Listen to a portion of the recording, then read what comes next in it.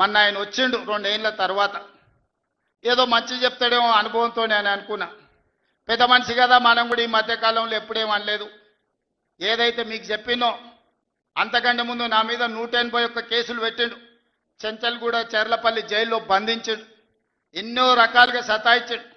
నన్నే కాదు నా కుటుంబాన్ని కూడా పట్టి పీడించాడు. కానీ బాధ్యత వచ్చినాక ఆలోచన చేసిన, నా కోపాన్ని నా బాధను దృష్టిలో పెట్టుకొని ఇవాళ పగ సాధించే కార్యక్రమాలు మొదలు పెడితే ఆయన పై వలగొట్టే పని పెడితే రాష్ట్రానికి నష్టం జరుగుతుందని తూవాన్ పాపన వాడు పోతాడు, పోని మనం మంచి పని చేయాలి. దేవుడు శిక్ష ఇచ్చిండు. నేను ప్రమాణ స్వీకారం చేసినాడే కూలబడ్డాడు, నడువిరిగింది. ఇంక ఇంతకంటే పెద్ద శిక్ష నేను జైలు వేసినా అయ్యేదేం లేదు. ఆయననే ఫామ్ హౌస్ను ఒక బందీఖానగా మార్చుకొని చుట్టూతో నా పోలీసులే ఉన్నారు, లోపల ఆయన ఉన్నాడు. చెర్లపల్లికి పంపించినా చెంచల్గూడకు పంపించినా గదే అవుతుంది కదా. ఇక తిండి బరువు నాకు ఎక్కువ అవుతుంది. అదొకటి. లోపల చెర్లపల్లి చెంచల్గూడ పెడితే ఆయన తిండే తినికి మళ్ళీ ఆయన ఏదైనా కావాలంటే అది అయితే సర్కార్కి ఎక్కువ ఖర్చు అవుతుంది. తిండి ఆయన సంపాదించేది ఇన్నా ఫామ్ హౌస్లే ఒక బందీఖానగా పెట్టుకొని చుట్టూతో మన పోలీసులే పహారా కాస్తున్నారు. ఇక ఆయన చేసిన పాపాలకు ఆయననే పోతాడని ఊరుకున్నా. ఎప్పుడైనా ఏమన్నా అన్నానా? ఎప్పుడైనా ఏమన్నా అన్నానా? మీరు చెప్పురు. ఇక్కడ పాత్రికా మిత్రులు ఉన్నారు అందరు, నాకు కూడా దోస్తులే కదా వాళ్ళందరూ. చెప్పురు ఎప్పుడైనా ఏమన్నా అన్నానా? ఒక్క కేసు అయినా పెట్టినా? పోనీ ఈ జిల్లాలో ఎవరి మీద నన్ను ఒక కేసు పెట్టినా? ఎన్ని పాపాలు చేసారు వాళ్ళ ఎమ్మెల్యేలు మంత్రులు మీకు తెలుసు కదా. ఎంతమంది ఆస్తులు గుంజుకున్నారు మీకు తెలుసు కదా. ఎవరినన్నా నేను కక్షతోనేమన్నా చేసినా?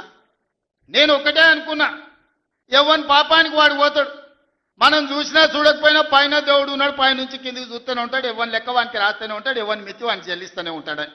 ఆ మిత్తిలో భాగంగానే నేను ప్రమాణ స్వీకారం చేయడానికి పోయిన రోజే మంచం మీద నుంచి బోర్ల పడి మక్కెలు ఇరిగి మూలకు పడ్డాడు. ఇక ఆయన నిన్నొచ్చి పెద్ద మనిషిలాగా మంచి చెప్తాడేమో అనుకున్నా. తోలు తీస్తా అని అన్నాడు. తోలు తీస్తాడంటేనే ఇక నేను చెప్పదలుచుకున్నా, అయ్యేగా నా సంగతి వదులు కానీ మా సర్పంచులు వచ్చిండ్రు, రా ఏ తోలు తీస్తావురా? నీ తోలు తీసుడు కాదు, నిన్ను చీరి చింత కట్టి చింతమడకల ఏలాడేసి కొడతారో లేదో మా సర్పంచులు, రా కొడంగల్కి వస్తావా లేకపోతే మమ్మల్ని చింతమడకకు రమ్మంటావా? మా సర్పంచులను తోలుతా. సోయి లేని మాటలు, స్థాయి లేని విమర్శలు. ఒక్కటన్నా అక్కడికి వచ్చే మాట మాట్లాడిండా? 10 ఏళ్ళు నువ్వు పూర్తి చేస్తే, 10 ఏళ్ళు ఎస్ఎల్బి పూర్తి చేస్తే నల్గొండకు 4 లక్షల ఎకరాలకు నీళ్లు వచ్చేది. 10 ఏళ్ళు పాలమూరు రంగారెడ్డి పూర్తి చేస్తే పాలమూరు జిల్లాలో 10 లక్షల ఎకరాలకు వచ్చేది.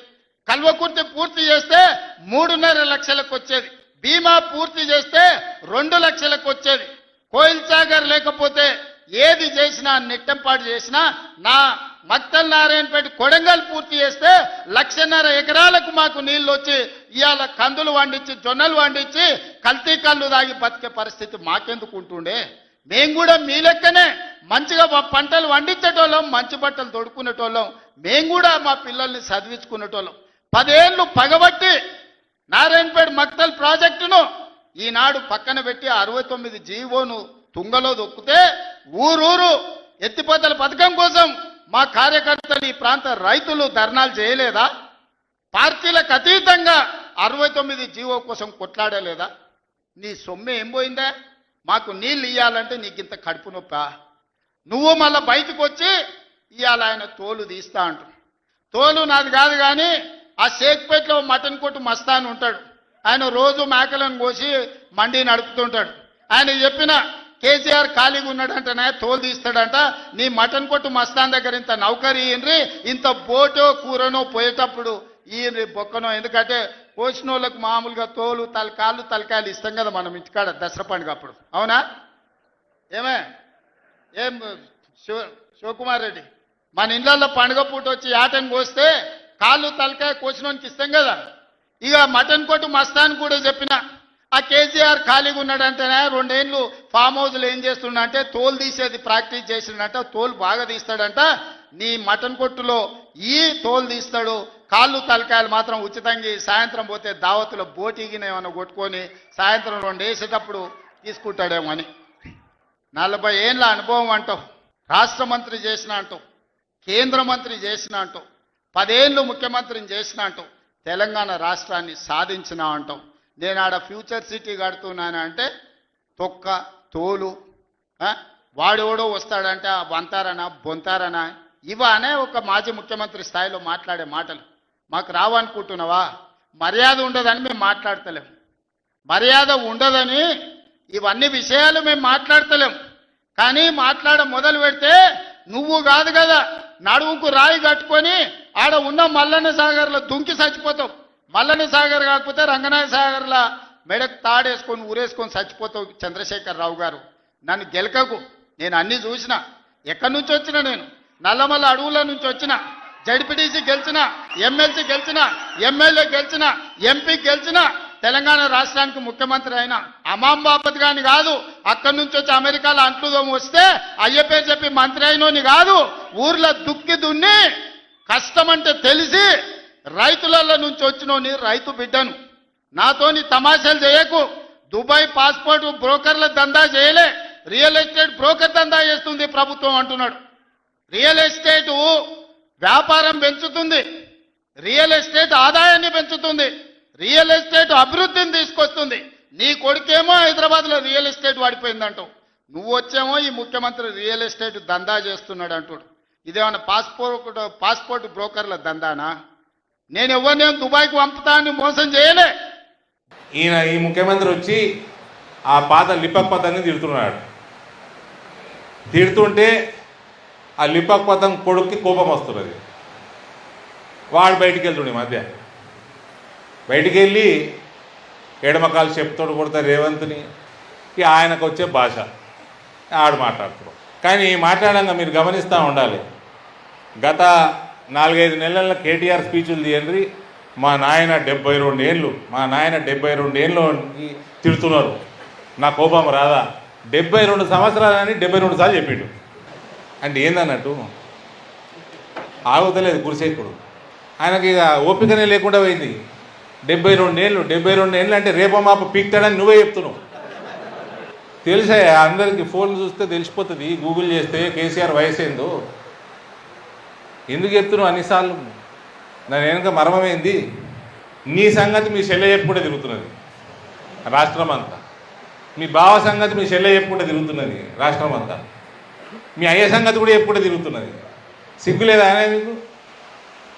రాష్ట్రాన్ని దోసి దోసి దోసి మొత్తం గ్రామ వ్యవస్థని నాశనం చేసి, ఆరోగ్య వ్యవస్థని నాశనం చేసి, విద్య, వైద్యం, వ్యవసాయం అన్నింటిని నాశనం చేసి, ఫైనల్గా కూలిపోయే డ్యాములు కట్టి 1,00,000 కోట్లు నీటిపాలు చేసి, అందులో 50,000 కోట్లు మింగి ఇవాళ వచ్చి సూక్తులు చెప్తా ఉన్నా. ఇక ఈ రేవంత్ నేను ఎందుకు ముఖ్యమంత్రి చేశారా? కేసీఆర్ని ఓడగొట్టాలని నిర్ణయం చేసుకుని తెలంగాణ సమాజం మా సమయం మంచిగా లేకుండా బీజేపీది నువ్వు ఆల్టర్నేట్ అని నీకు ఓట్లు వేసేది. తొండలు దొరకొడతాను ఓట్లు వేసేది. ఏమో అంటే తొండలు దొరకొడతా అంటావు. తొండలు ఎందుకు దొరకొట్టడు? నువ్వు గింతే ఉంటావు, నువ్వే జొర్రు.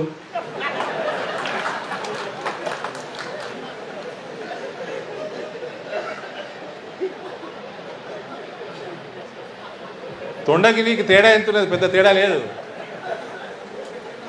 నువ్వే జొర్రు. నువ్వు ఆన్లాగులకు ఇన్లాగులకు సొర్ర నీకు ముఖ్యమంత్రిని చేయలే. నిన్ను వాళ్ళని బొక్కలేస్తామని చేసిన నేను ముఖ్యమంత్రి. వాళ్ళని బొక్కలేసేది లేదు. ప్యాకేజీలు మాట్లాడుకున్నావా?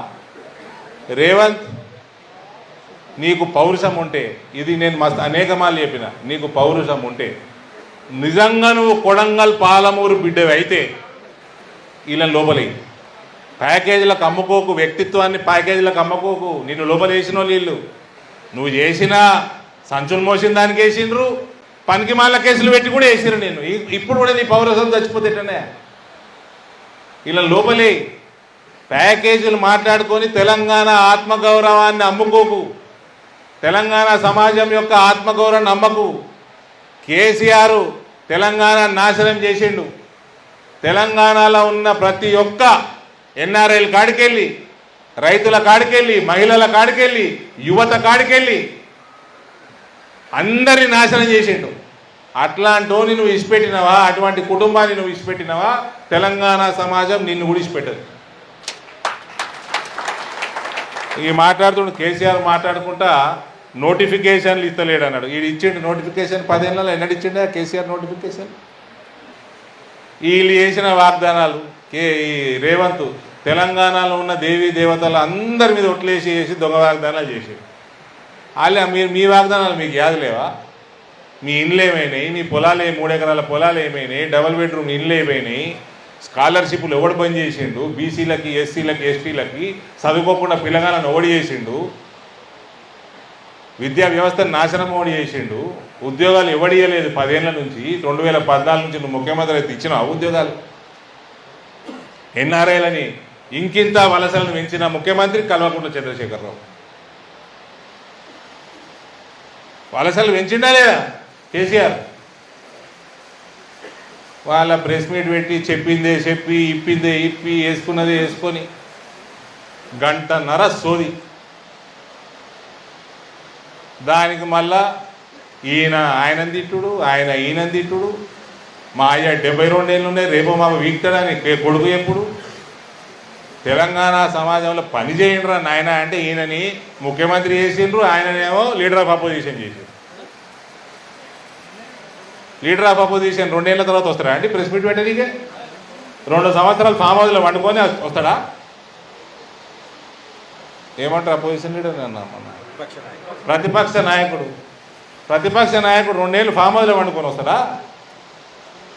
రేపో మాపో నోటీసులు వస్తాయేమో ఆ ఫోన్ ట్యాపింగ్ కేసులను, కాళేశ్వరం కేసులను, లేదా ఇంకేది అదేంటి ఈ కారు కేసులను వస్తాయేమో కొడుకు ఈయనకి. ఆ భయానికి వచ్చింది ఈయన రాజకీయం చేయనీకి బయటికి. 2 ఏళ్ల నుంచి ఈయన అపోజిషన్ లీడరు ప్రతిపక్ష నాయకుడు బయటికి రాకుండా ఉంటాడా?